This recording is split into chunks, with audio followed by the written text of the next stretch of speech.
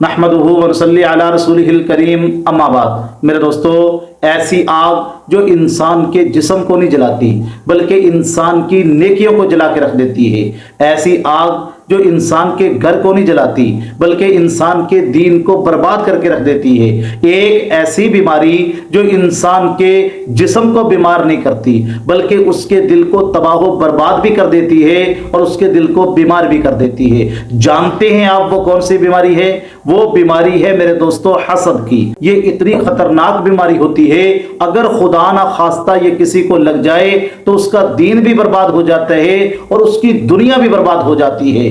بعض لوگ ایسے ہوتے ہیں جن کے پاس نعمتیں بھی ہوتی ہیں، مال و دولت بھی ہوتا ہے، پیسہ بھی ہوتا ہے، لیکن کسی دوسرے کے پاس نعمتوں کو جب دیکھتے ہیں تو ان کی زندگی کے اندر سے سکون چھن جاتا ہے، وہ جلتے ہیں اس کی نعمتوں کو دیکھ کر، اس سے حسد کرتے ہیں، جیلس ہوتے ہیں۔ میرے دوستو، یہ اتنی خطرناک بیماری ہے حسد کی، انسان کے اندر سے سکون کو ختم کر دیتی ہے۔ حسد کرنے والا بندہ کبھی زندگی میں پرسکون نہیں ہو سکتا، اس کی زندگی پرسکون نہیں ہو سکتی، اس کی زندگی میں بے چینی ہوگی، ڈپریشن ہوگا، بے سکونی ہوگی۔ تو یہ اتنی خطرناک بیماری ہے، ہم نے اس سے کیسے بچنا ہے اور یہ کیسی بیماری ہے؟ آئیے ذرا اس کو تھوڑا سا کھولتے ہیں۔ سب سے پہلا گناہ جو اس کائنات کے اندر ہوا وہ ہے میرے دوستو حسد۔ آپ دیکھیں، جب حضرت آدم علیہ السلام کو اللہ تبارک و تعالیٰ نے پیدا فرمایا تو اس وقت شیطان کو، ابلیس کو اللہ تبارک و تعالیٰ نے کیا کہا؟ یہی کہا نا کہ میں نے اس آدم علیہ السلام کو بنایا ہے،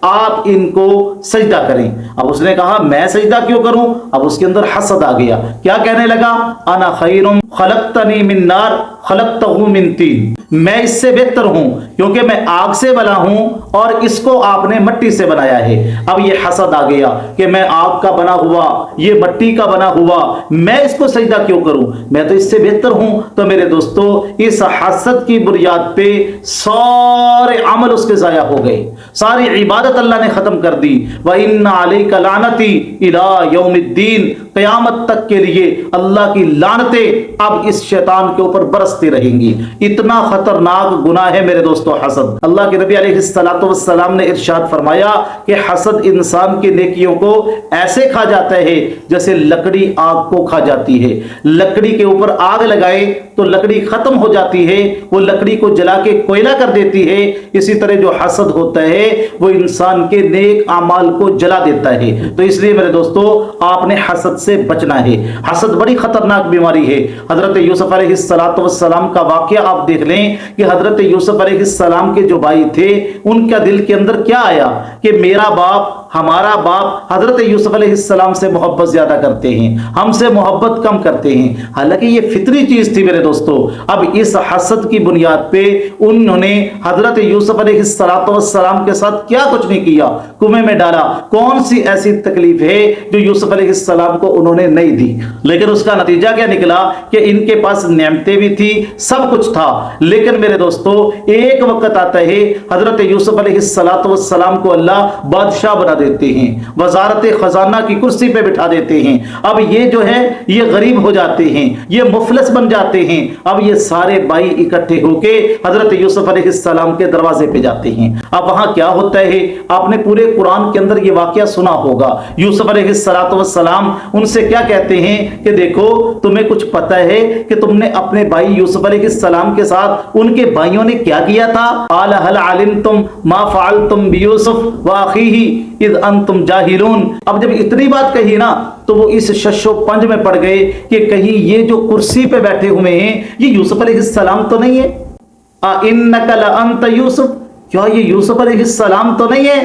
تو حضرت یوسف علیہ السلام نے فرمایا قال انا یوسف، میں ہی یوسف ہوں اور میں تمہارا بھائی ہوں۔ اور اللہ نے مجھے اس کرسی پہ کیوں بٹھایا؟ تم نے حسد کیا، میں نے کیا کیا؟ انہ من یتق ویصبر فان اللہ لا یضیع اجر المحسنین، میں نے اللہ پہ بھروسہ رکھا، میں نے صبر کیا، یہ تقوی اور صبر کی برکت سے اللہ نے مجھے اس مقام پہ پہنچا دیا۔ تو میرے دوستو، اگر کوئی بندہ آپ کے اوپر حسد کر رہا ہو تو آپ نے اس کے لیے دعا کرنی ہے، آپ نے اس کے اوپر صبر کرنا ہے، آپ आपने उसके लिए बुरा नहीं सोचना। वो आपके लिए बुरा सोच रहा है तो सोचे, लेकिन आपने उसके लिए बुरा नहीं सोचना, आपने उसके लिए अच्छा सोचना है। सिल मन कताक वाफ़ु अम्मन ज़लमक व अहसिन इला मन असा इलैक। मैं दुनिया और आखिरत के बेहतरीन अखलाक आपको ना बताऊं? फरमाया जरूर बतलाइए। फरमाया कि जो तुम्हारे साथ तोड़े तुम उसके साथ जोड़ो, जो तुम्हारे ऊपर जुल्म करे तुम उसे माफ कर दो, जो तुम्हारे साथ बुरा करे तुम उसके साथ अच्छा करो। तो मेरे दोस्तों, ये दुनिया और आखिरत के बेहतरीन अखलाक हैं। वो जो भी कर रहा है लेकिन आपने उसके लिए दुआ करनी है, आपने सब्र का दामन नहीं छोड़ना, अल्लाह पे भरोसा नहीं छोड़ना। अल्लाह पाक इंशाअल्लाह जितना ये आपके ऊपर हसद करेगा उतना ही अल्लाह पाक आपको नवाजते चले जाएंगे, उतनी ही आपको तरक्की होगी।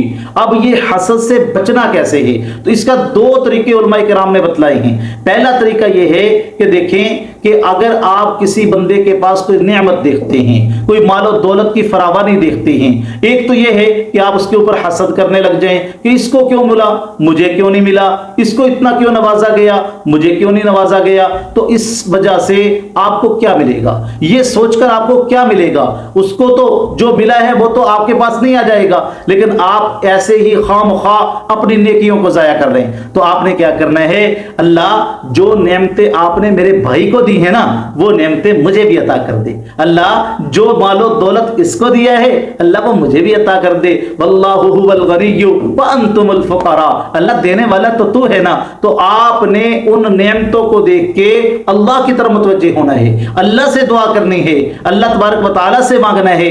इसकी बरकत से अल्लाह आपको वो मालो दौलत भी अता फरमाएंगे, वो नेमत भी अता फरमाएंगे, और दूसरे नंबर पे उस बंदे के बारे में आपके दिल में हसद कभी नहीं आएगा, क्योंकि आप अल्लाह की तरफ मुतवज्जे हो रहे हैं। आपका यकीन बन जाएगा कि जो नेमत इस बंदे के पास है ये अल्लाह ने उसको अता फरमाई है। तो ये चीज आप मशक करना शुरू कर दें, अल्लाह आपके दिल को हसद से साफ कर देंगे। सहाबाए किराम के बारे में आता है, एक सहाबी रसूलुल्लाह सल्लल्लाहु अलैहि वसल्लम की मजलिस में आए। अल्लाह के नबी ने फरमाया जिसने जन्नती देखना हो ना, मेरे इस सहाबी को देख लो, ये थोड़ी देर के बाद अभी आएगा।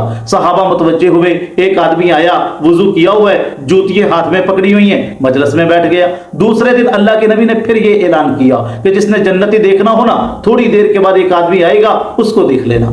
तीसरे दिन फिर एक सहाबी थे, वो बड़े हैरान हुए कि मैं देखूं ये कौन सा ऐसा अमल करता है जिसकी वजह से अल्लाह के नबी ने इसको जन्नती कहा है। वो उसके घर में मेहमान बन गए। वाकया आपने सुना होगा, 3 दिन मेहमान बने रहे। कोई ऐसा अमल उन्होंने नहीं देखा जो उनसे ज्यादा वो करते हों। वही नमाजें पढ़ते हैं, इबादत करते हैं, वही तरीका।